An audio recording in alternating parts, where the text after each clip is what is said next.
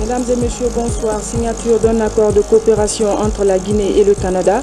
Il devrait faciliter le transfert de capitaux et de technologies entre Conakry et le Québec. Des milliers de personnes sont à Barreau pour l'ouverture de la fête de la Mare. Les festivités ont été présidées par la première dame de la République. Et puis ce drame survenu à Nongo dans la commune d'Oratoma. 2 adolescents ont été brûlés vifs par des inconnus dans un conteneur. Une enquête est ouverte. Les détails, c'est dans ce journal. Mesdames et messieurs, bonsoir. Avant de développer ces titres, ce message départ adressé à son Excellence M. Haile Mariam Desalegn, Premier ministre de la République démocratique fédérale d'Éthiopie. Excellence, Monsieur le Premier ministre, la commémoration de la fête nationale de votre pays m'offre le grand plaisir d'adresser au peuple frère éthiopien et à son gouvernement et à vous personnellement les très vives et chaleureuses félicitations au peuple et au gouvernement guinéen ainsi que les miennes propres. En cette heureuse circonstance, je voudrais vous réaffirmer mon entière disponibilité à contribuer davantage à la consolidation des relations traditionnelles d'amitié et de coopération existant si heureusement entre nos deux pays. En vous réitérant mes vœux de bonheur, de santé et de succès, je vous prie d'agréer, Excellence Monsieur le Premier ministre et chers frères, l'assurance de ma haute considération, professeur Alpha Condé. Cet autre message départ adressé à son Excellence Monsieur Pranab Mukherjee, Président de la République de l'Inde. Excellence Monsieur le Président, c'est avec une grande émotion que j'ai appris la triste nouvelle de la vague de chaleur survenue dans votre pays ayant entraîné la mort de centaines de personnes. En cette douloureuse occasion, je voudrais au nom du peuple et du gouvernement guinéen, ainsi qu'en mon nom propre, vous adresser personnellement au peuple ami indien et particulièrement aux familles éplorées mes condoléances les plus attristées. Tout en vous exprimant ma profonde compassion, je vous prie d'agréer, Monsieur le Président, l'assurance de ma haute considération, professeur Alpha Condé. Le chef de l'État qui poursuit son séjour au Nigeria, professeur Alpha Condé participera le 29 mai prochain à la cérémonie d'investiture du nouveau président nigérian, Muhammadu Buhari. Il a échangé avec un groupe d'hommes d'affaires nigérians évoluant dans les secteurs des banques et de l'habitat sur les possibilités d'investissement dans notre pays. Sanassi Keita, envoyé spécial. À Lagos, capitale économique nigériane, le président de la République était avec plusieurs hommes d'affaires. Des hommes d'affaires qui, à l'occasion de ce dîner, ont exprimé leur désir au professeur Alpha Condé de venir s'implanter en Guinée à travers la création de petites et moyennes entreprises porteuses d'emplois et génératrices de revenus. Sur le plan économique, il a été organisé un dîner avec une vingtaine d'hommes d'affaires qui agissent dans le domaine des infrastructures, des banques, mais aussi dans le domaine de l'habitat. Ils ont tous promis au président de la République, qui a fait un large exposé sur les potentialités de notre pays, d'ouvrir directement des contacts avec des hommes d'affaires.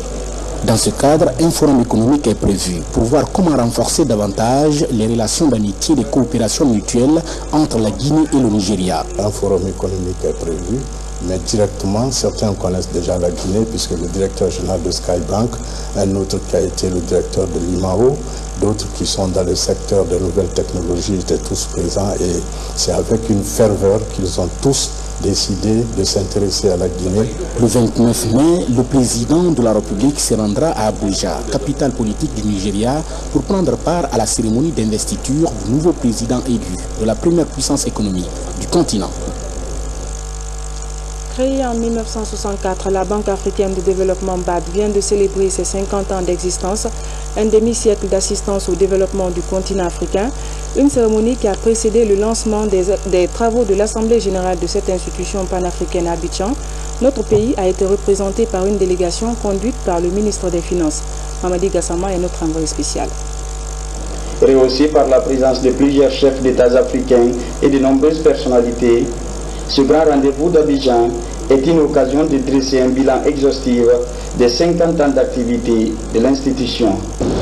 L'Afrique regorge de talents et de ressources naturelles. Notre capital humain, notre sol, notre pétrole, nos minéraux sont autant d'atouts dont nous disposons et que nous devons mettre à profit afin d'accélérer notre développement et subvenir aux besoins et aux attentes de nos populations. Placé sous le thème « L'Afrique et le nouveau paysage mondial », cette 50e édition des assemblées annuelles de la BAD va permettre aux participants des 54 pays membres d'harmoniser leurs idées, pour projeter les bases du développement pour les années à venir. L'enjeu justement, c'est d'avoir une position commune pour que les besoins énormes qui sont exprimés par les différents pays, que ce soit en infrastructure routière, que ce soit en énergie, de développement du secteur agricole, puissent trouver son financement. Et aussi, comment on peut s'insérer dans la dynamique mondiale dans le cadre de la COP21 sur le changement climatique qui va se tenir en France, et comment aussi faire en sorte que l'Afrique puisse bénéficier des retombées de cette conférence internationale. Bien avant le lancement des travaux, un panel est organisé à l'intention des pays participants. Au cours de cette rencontre, il était question de mettre à la disposition des panélistes le document statuant sur les perspectives économiques en Afrique 2015. Ce document de 379 pages a pour thème spécial le développement territorial et inclusion spatiale. Coopération, la Guinée et le Canada signent un accord de promotion et de protection réciproque des investissements entre les deux pays. Cet accord devrait faciliter le transfert de capitaux et de technologies entre Conakry et le Québec. C'est le ministère d'État des Affaires étrangères qui a abrité la cérémonie. La synthèse avec Falilou Diallo. La signature de cet accord négocié depuis 2013 apporte désormais les garanties nécessaires au développement des échanges économiques et commerciaux entre la Guinée et le Canada. Il prévoit aussi un traitement juste et équitable entre les hommes d'affaires originaires des deux pays. Cet accord concerne, outre les investissements directs dans tous les domaines, le traitement national, le traitement de la nation la plus favorisée, les expropriations et les indemnisations, les questions liées à la transparence et à la concurrence, les mesures relatives à la santé, à la sécurité des aliments et à l'environnement, les accords liés aux droits de propriété, les questions liées au règlement des différends et des arbitrages. À travers ce acte, le gouvernement canadien marque sa présence dans le monde des investissements en Afrique. Toute chose qui ne pourrait être effective en dehors d'un cadre juridique clair et protecteur. Mais il vise un traitement équitable donc, des investisseurs dans les deux sens. Également un environnement commercial qui soit prévisible, transparent et, vous l'avez bien signalé, des dispositions réciproques. Donc qui soient dans l'intérêt, dans le traitement juste et équitable des intérêts mutuels. Je reprends votre phrase. Il y a également des règles claires, notamment dans les méthodes de résolution des différends commerciaux, ce qui est très important pour les investisseurs. La signature de cet accord prouve à suffisance le partenariat entre la Guinée et le Canada. En témoigne la participation de ce pays à la lutte contre Ebola et à la création d'une école nationale d'administration en Guinée. Ils sont une cinquantaine de cadres venus des différents départements ministériels à prendre part à cet atelier national de validation du cadre d'accélération pour la réalisation des objectifs du millénaire pour le développement. La démarche vise à faciliter l'insertion socio-professionnelle des jeunes, une cérémonie présidée par le Premier ministre, chef du gouvernement. Compte rendu Ousmane Diallo. C'est Jonas Moubert, chef du secrétariat international de l'ITIE. Il est en Guinée dans le cadre du renforcement du processus de l'ITIE en Guinée. C'est pourquoi Jonas Moubert a rencontré ce mercredi le Premier ministre pour discuter ensemble de la nécessité de respecter et faire respecter les principes de l'ITIE. Ici, en Guinée, le gouvernement a réalisé d'énormes progrès allant dans le sens de l'amélioration de la gouvernance dans le secteur des mines. There's been a lot of progress here in Guinée in terms of Il y a eu beaucoup de progrès ici en Guinée. Il y a eu des progrès en termes de transparence, il y a eu des progrès en termes d'amélioration de réformes et de la gestion du secteur même. Il y a eu beaucoup d'améliorations. Maintenant, on connaît ce que les compagnies payent et les ressources. Il y a beaucoup de transparence à ce niveau. Les contrats, beaucoup sont publics. Et maintenant, il y a eu ces évolutions, mais il y a beaucoup encore à faire. Et c'est pour ça qu'on est venu pour voir le gouvernement pour discuter de ce qu'il y a encore à faire. Quand le Premier ministre l'a rappelé l'attachement du gouvernement au respect des valeurs que l'ITIE international incarne, pour lui, les réformes ont été entreprises à tous les niveaux pour attirer davantage les investisseurs sérieux vers le secteur des mines. Sur ce, Ahmed Seydou Fofana a dit l'engagement du gouvernement à mériter sa place au sein de internationale. C'était donc une audience du Premier ministre, chef du gouvernement, avec la délégation de l'ITU international qui séjourne actuellement à Conakry. Ils sont une cinquantaine de cadres venus des différents départements ministériels à prendre part à cet atelier national de validation du cadre d'accélération pour la réalisation des objectifs du millénaire pour le développement. La démarche vise à faciliter l'insertion socio-professionnelle des jeunes, une cérémonie présidée par le Premier ministre, chef du gouvernement. Compte rendu Ousmane Bangoua. Ces cadres sont venus des différents départements ministériels. Ils ont pris part à cet atelier national de validation du cadre d'accélération pour la réalisation des objectifs du millénaire pour le développement, OMD. Pour une création d'emplois décents, le département en charge de l'emploi jeune, en collaboration avec les partenaires au développement, s'active pour la mise en place d'une structure de développement des activités génératrices de revenus. C'est dans le souci de réduire substantiellement la pauvreté et préserver la paix et la cohésion sociale que la Guinée, avec ses partenaires, ont décidé de faire de l'emploi des jeunes le levier pour l'accélération de la cible des objectifs du millénaire pour le développement B1. La plupart des travailleurs du continent sont occupés dans des emplois précaires, avec des salaires et avec une productivité qui reste encore faible. Avec l'accent sur la croissance économique et la transformation structurelle, de tenir compte des conditions initiales dans les différents pays et reconnaître les efforts entrepris dans chacun des pays pour réaliser les objectifs et de se concentrer sur les vecteurs de développement tout autant que sur les résultats du développement. Le Premier ministre, chef du gouvernement, présent à la cérémonie, a saisi l'occasion pour réaffirmer l'engagement du gouvernement à soutenir ce projet, qui est un enjeu majeur. La question de l'insertion socio-professionnelle et économique des jeunes préoccupe au plus haut point le président de la République, le professeur Alpha Condé et son gouvernement. La première étape de la mise en œuvre de cette volonté politique a consisté à jeter les bases d'une véritable croissance économique du pays, car sans une croissance forte et durable, on ne peut envisager la création d'emplois décents et suffisants. Assurer le plein emploi et la possibilité pour tous, y compris les femmes et les jeunes, de trouver un emploi décent et productif, constitue un engagement de longue date et une priorité inscrite dans les différents documents de stratégie de la réduction de la pauvreté et dans le programme national d'appui à l'emploi des jeunes élaboré par le gouvernement de la Troisième République. Nous sommes heureux de constater que nos partenaires au développement ont compris et approuvé notre démarche et sont engagés à nous accompagner pour réduire substantiellement la pauvreté et préserver la paix et la cohésion sociale. La question d'employabilité des jeunes est une préoccupation du gouvernement. C'est pourquoi les différents cadres retenus à cet atelier doivent faire preuve d'ingéniosité pour la lutte contre le chômage des jeunes et réduire la pauvreté en Guinée. La première dame de la République était l'hôte des populations de Kankan hier. Agagene Condé et sa délégation ont eu droit à un accueil chaleureux. Forte mobilisation des populations du Nabaya pour témoigner de leur soutien à la première dame pour les multiples actions de bienfaisance en faveur de la région. Ansouman Toumani Kamara. L'après-midi de ce mardi 26 mai reste encore une journée de grandiose mobilisation à Kankan pour recevoir la première dame de la République sur la terre de ses ancêtres. De l'aéroport situé à plus de 10 km du centre-ville au stade régional, les Kankanais ont tenu encore à faire preuve d'engagement militant pour le parti au pouvoir. Tous les comités de base des 27 quartiers de Kankan et des localités rurales sont venus applaudir l'épouse du chef de l'État qui vient d'effectuer une tournée dans la région. Dans la langue du terroir, Madame la Première Dame de la République a invité les composantes sociales de Kankan à la consolidation de la paix sur une terre synonyme d'hospitalité.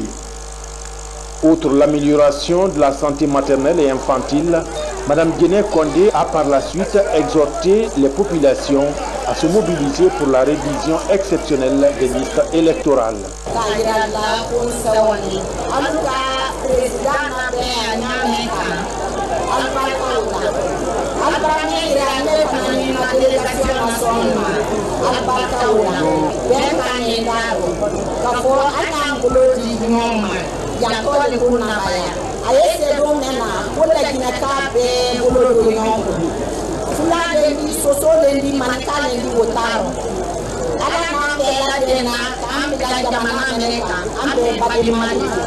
Après ce meeting soutenu par les artistes locaux de Nabaya, la délégation de la première dame de la République a pris la direction de Baro d'Ankouroussa pour la fête rituelle de la mare de cette localité. Des milliers de personnes sont à Baro pour l'ouverture de la fête de la mare, grand événement culturel de la région de Haute-Guinée. Elle correspond au lancement des activités de pêche et des labours à Baro. Cette année, c'est la première dame de la République qui a présidé les festivités. Reportage Ali Badra Kondé. Cette année, ils sont plus de 24 groupes artistiques et associations de femmes à prendre part à ce carnaval qui marque le lancement officiel des festivités de la fête de la mare de Baro.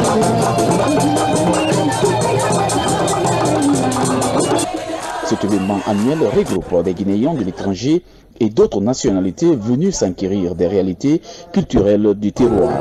Aujourd'hui, c'est le lancement de la fête de la mare Bolé. Et le lancement, chaque année, ça commence par le carnaval, à partir de 16h30. Le carnaval, là, ça commence d'abord par la danse force des Dounouma des Brati. Au-delà de son aspect culturel, le carnaval de Baro est aussi un espace de rencontres et d'échanges autour des questions de paix, de quiétude sociale et de développement à la base.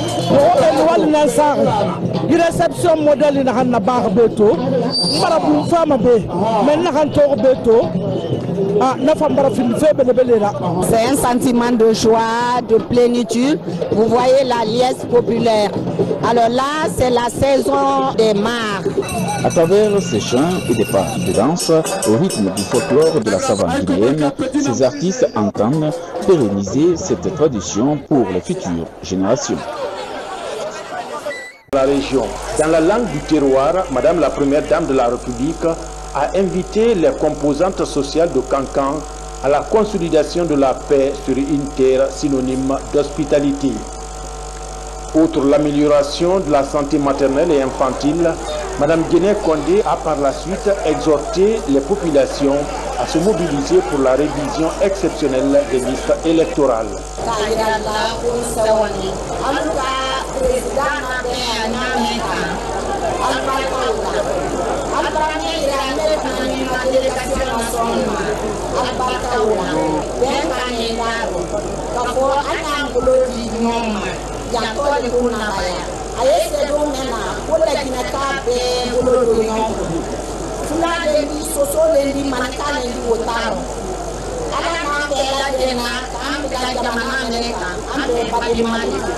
Après ce meeting soutenu par les artistes locaux de Nabaya, la délégation de la Première Dame de la République a pris la direction de Baro d'Ankouroussa pour la fête rituelle de la mare de cette localité.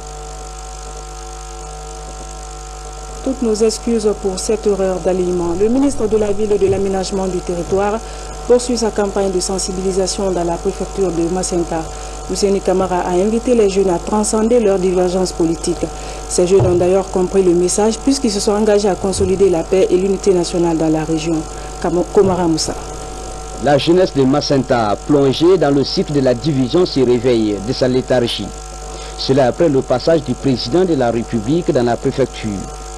Elle affiche sa volonté de vivre en harmonie et de conjuguer les efforts afin de sortir leur localité de l'extrême pauvreté.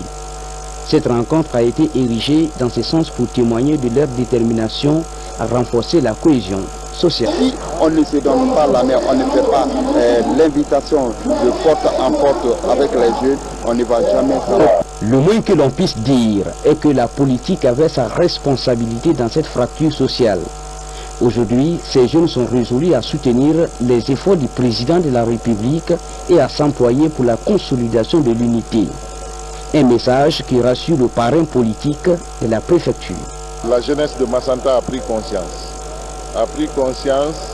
du fait que la désunion ne mène nulle part. Suite au message du chef de l'État, le professeur Alpha Condé, à la tribune à Macenta, la jeunesse a approché le parrain politique que je suis pour venir dire que ce qui s'est passé, elle le regrette, elle voudrait exprimer haut et fort que plus jamais à Massanta, l'on entendra de cette désunion et que la jeunesse se donne la main désormais pour conduire le professeur à son deuxième mandat. C'est ici que ces jeunes se donnent rendez-vous tous les jours pour discuter des problèmes brillants de leur localité. Ils le baptisent désormais le Café de l'Unité. Le ministre de l'Industrie et des PME est le parrain de Pita. Boubacar Bari vient d'effectuer son tout premier séjour en tant que tel.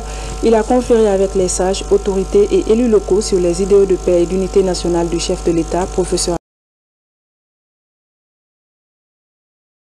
Alpha Condé. Reportage Abdelkarim Kamara. C'est une tournée d'allure de prise de contact pour le ministre de l'Industrie et PME dans la préfecture de Pita. Première étape, les sous-préfectures de Sangaréa et Leimiro. Dans ces deux localités, Boubacar Bari a transmis le message du chef de l'État, message qui se veut rassembleur afin de renforcer la cohésion sociale. C'est de passer le message du gouvernement, à savoir sensibiliser au problème de l'épidémie à virus Ebola, sensibiliser à la nécessité de renforcer l'unité nationale, expliquer le bien fondé pour les populations de se faire enrôler pour être inscrits sur les listes électorales afin de pouvoir exercer leur droit légitime de vote, mettre en avant le travail gigantesque qui a été fait par le gouvernement dans cette phase de premier mandat du président Alpha Condé. Ensuite, c'est au tour de la sous-préfecture de Timbi Madina et la commune urbaine de Pita d'accueillir l'émissaire du président de la République. Cette fois-ci, à ses côtés, le ministre du Tourisme pour passer le même message de paix. Les populations, elles, apprécient et soutiennent les actions de développement du gouvernement de la Troisième République. Et il faut dire qu'aujourd'hui, que le gouvernement apporte un plus aux organisations professionnelles agricoles dans notre pays, c'est une très bonne chose grâce à l'initiative de son Excellence, le président de la République, le professeur Alpha Condé. On a besoin vraiment d'une jeunesse responsable. Ici, je peux vous dire que la jeunesse arrive à prendre conscience et d'abord préserver les acquis et chercher à améliorer aussi leur conduite. Depuis quelques jours, il y a une bonne nouvelle qui circule dans les sous-préfectures de Pita. Elles viennent de bénéficier chacune 40 lampadaires solaires de la part du gouvernement. Autre tournée, celle du ministre de la fonction publique qui rentre de Kouroussa. Sékou Kourouma était allé expliquer aux populations la situation sociopolitique du pays. Les échanges ont permis d'identifier plus de 22 000 nouveaux électeurs en faveur de la révision des listes électorales. Baba Kouyaté. À Kouroussa, les projets de développement initiés par le gouvernement sont appréciés par les populations et parlent du changement dans leur quotidien. D'autres estiment que le financement des projets de développement à travers le budget de développement national est à encourager. Ces investissements ont une source unique. Et c'est la première fois que depuis que ce pays est pays, que le BND, le budget national de développement, finance les investissements. Et surtout les services sociaux de base. Entendons par l'eau, l'électricité, les routes, les ponts. Le ministre de la fonction publique informe les Kouroussaka sur la situation sociopolitique du pays. Au cœur des échanges, la révision de la liste électorale. Depuis mon dernier séjour ici, nous avons vu qu'on était en déficit par rapport au potentiel électoral que regorge Kouroussa. Et nous nous sommes fixés un objectif, à savoir atteindre 150 000 électeurs en faveur de la présente révision des listes électorales. Et depuis lors, à commencer par les sous-préfets, les présidents des CRD, les présidents des districts, les CAL, les CEPI, les responsables au niveau de la préfecture, au niveau des communes, tout le monde est sur le terrain. En moins de 3 semaines, nous avons un gain, acquis un gain de plus de 20 000 et nouveaux électeurs. En marge des échanges entre le ministre Kourouma et la population, la prévention contre la maladie Ebola a été aussi évoquée, même si de nos jours, aucun cas d'Ebola n'est notifié dans la localité. La sensibilisation contre Ebola et la consolidation de la paix, tels sont les messages véhiculés par le ministre du Plan lors de sa récente visite en Mandiana. Avec les autorités locales et sages de la préfecture, Sékou Traoré a mis l'accent sur les grandes réformes engagées par le chef de l'État pour le bien-être des populations. Garay Diallo. Le district de Fadou a constitué la première étape de cette tournée de sensibilisation et d'information sur le renforcement des stratégies de lutte contre Ebola. Sékou Traoré a entretenu les populations sur la situation sociopolitique actuelle du pays, le renforcement et la consolidation de la paix, tout en exhortant les uns et les autres à se faire enrôler en prélude aux futures élections. Nous essayons d'attirer l'attention de la population sur l'unité nationale, la paix, les élections libres et apaisées et la concorde nationale. Ensuite, poursuivre la lutte contre Ebola dans tous les domaines. Ensuite, mettre l'accent sur le bilan positif pour Alpha Condé, de façon de sorte que la population ne renouvelle son mandat pour qu'il puisse poursuivre l'œuvre qu'il a déjà entreprise. Kinyerang et Kodjerang, deux autres sous-préfectures où le ministre a sensibilisé aussi sur la réélection du président. Dans ces deux localités, les projets entamés par le président de la République dans notre pays ont été expliqués aux citoyens. Des populations qui ont exprimé leur adhésion aux actions du chef de l'État. Priorité première en élection. Quand vous prenez les dernières élections, Kinyerang a donné 97% pour le RPG Arc-en-Ciel. Et les prochaines élections, on va vous donner les 100%. L'inaccessibilité de certaines zones ou encore le manque d'eau sont entre autres problèmes recensés par le parrain de Mandiana. Sékou Traoré s'est rendu dans certains lieux de recensement pour s'enquérir de l'évolution des opérations. Là, le constat révèle que des problèmes d'ordre financier et technique existent. Restons à Mandiana où des femmes balayeuses réunies au sein de la structure Mandian Sanya ont reçu un don de matériel pour assainir leur localité. Le geste est de l'ONG Solidarité Féminine. La remise s'est faite récemment en présence de notre reporter Isidore Gonona Nanamou. Nous y reviendrons dans nos prochaines éditions d'information.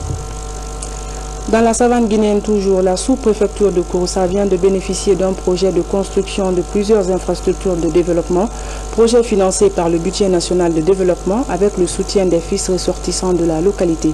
Nabi Zakaria Bangoura.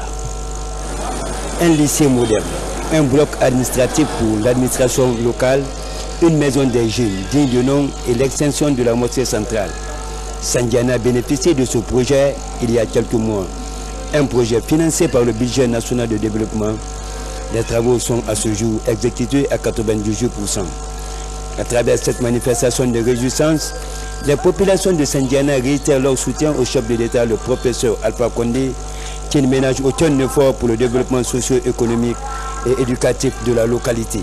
Nous avons bénéficié des infrastructures dont vous vous souviendrez de la pose de la première pierre de certaines de ces infrastructures. Alpha a promis et a réalisé. Le ministre de la Communication, désormais décoré citoyen d'honneur de Sandiana par les notables, les sages ont à cette occasion formulé les messages de paix, de solidarité et d'unité nationale avant de dire leur engagement aux côtés du chef de l'État dans la lutte contre la fièvre hémorragique à virus Ebola. Sur le plan de la mobilisation et du soutien du président de la République, professeur Alpha Condé, surtout au niveau des ressortissants qui se battent aussi pour le développement de la localité, j'ai été frappé aussi par la mobilisation importante de la population pour accompagner le président de la République pour son second mandat. Ces infrastructures seront bientôt inaugurées. À Conakry, le mouvement Alpha, chef du développement, vient de lancer ses activités. Ce mouvement, composé des jeunes de la CAS, était au gouvernorat de la ville de Conakry. Ils étaient venus réaffirmer au président du conseil de ville, Soriba Sorel Kamara, leur adhésion aux actions du chef de l'État. Reportage Moussa Bangoura.